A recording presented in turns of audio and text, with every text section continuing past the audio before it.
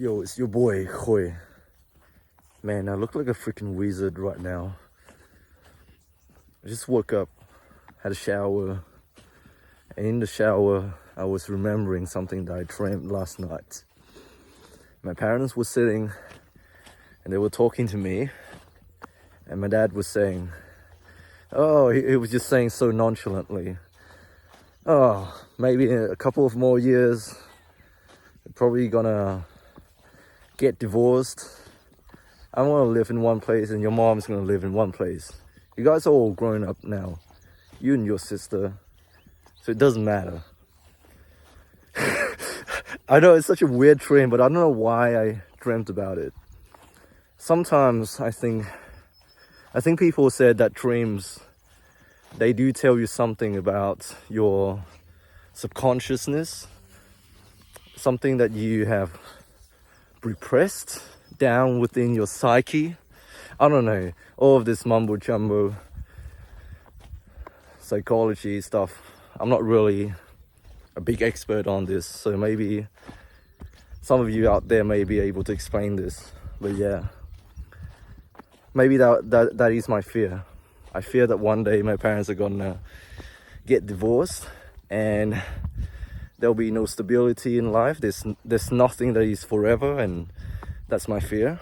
I fear that nothing is gonna be eternal. Even your parents' marriage is, maybe that's something I do fear.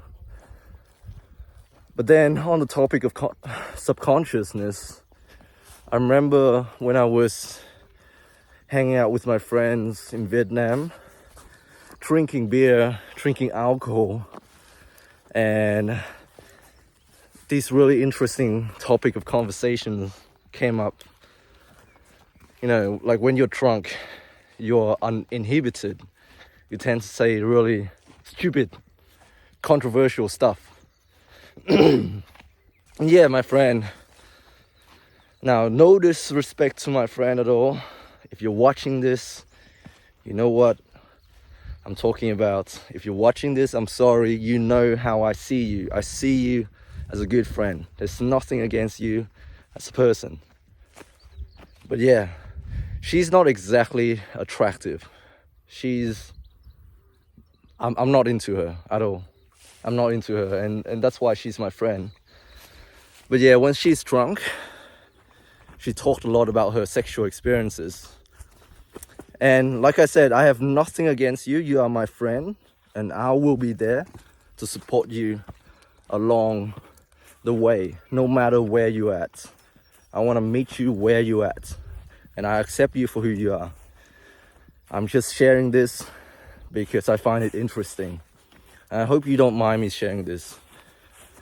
But yeah, when you're drunk, even myself, I question my own memory. I don't know if what I'm saying is true either, so it might not be even true. But you asked us, guess the oldest I have ever dated, I have ever slept with.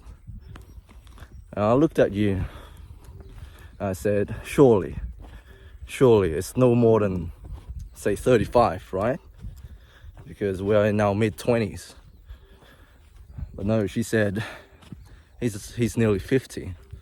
And I was so shocked.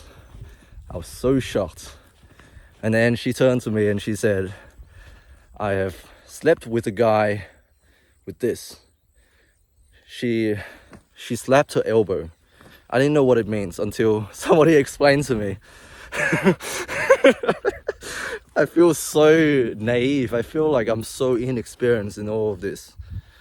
Yeah. And then she also said, I've also slept with a guy who's like this. And then I finally got it. I finally understood what she meant.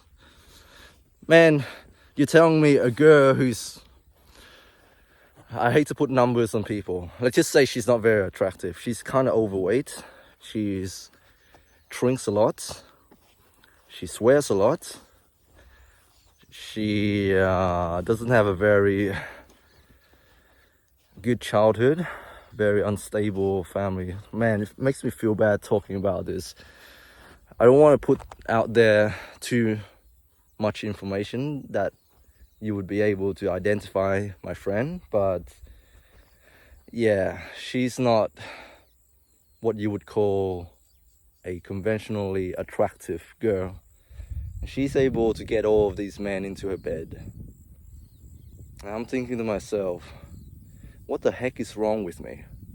What the hell is wrong with me? Why am I so sexually inexperienced? Is that a good thing? Is that a bad thing? Who knows, depending on who you ask. I used to think that any single drop of alcohol is really bad for you. Like, alcohol is poison, don't touch it. Never, not even once, not even a cup of beer. Don't even touch alcohol.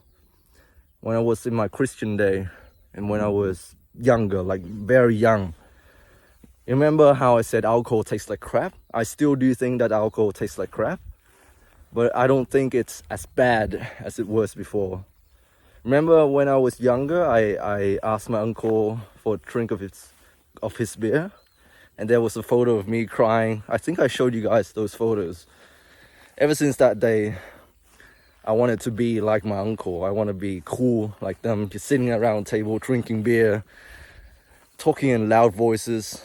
Yeah, I thought of those alcoholics being really cool. But because alcohol tastes like crap, I just thought to myself, nah, it's not for me, man. Like, alcohol is bad. Never touch alcohol. A drop of alcohol can ruin your physique, can ruin your health forever. But like anything in life, like I said before, it's a spectrum. Too much of anything can be bad for you. The key here is moderation. And now that I'm older and wiser, I think that you don't get these opportunities all the time to be sitting around drinking beer with your friends or with your family. So if you do get the opportunity to, why not? Why not? Rather than sitting there in silence and observing people around you and not being a part of this conversation, being in a different, operating at different wavelengths compared to the people around you, why don't take this opportunity? Let go a little bit, not to the point of losing yourself completely, but enough to appreciate the people around you and join the conversation. Man, I'm rambling on way too much. What was I talking about? Yeah, my lack of sexual experience. If you're interested, I probably shouldn't be talking about this. This is too personal, but this is for the boys out there. And I want to portray to you guys as someone who's relatable, and I want to be more open and authentic.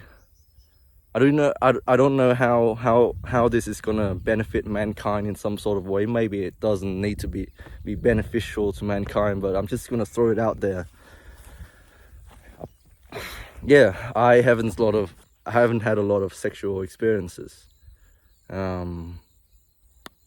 Yeah, I had 2, and they were all very much artificially generated and transactional, because I went on Tinder and I swiped right on specifically the type of girls who would be down to doing these things as a once-off thing and never talk about it once again.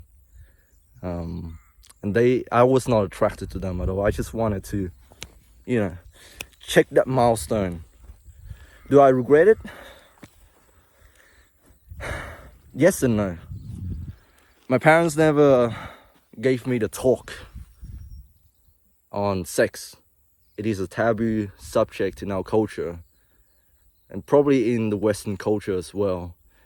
Families, they just gloss over it. They don't really talk about the method of doing it.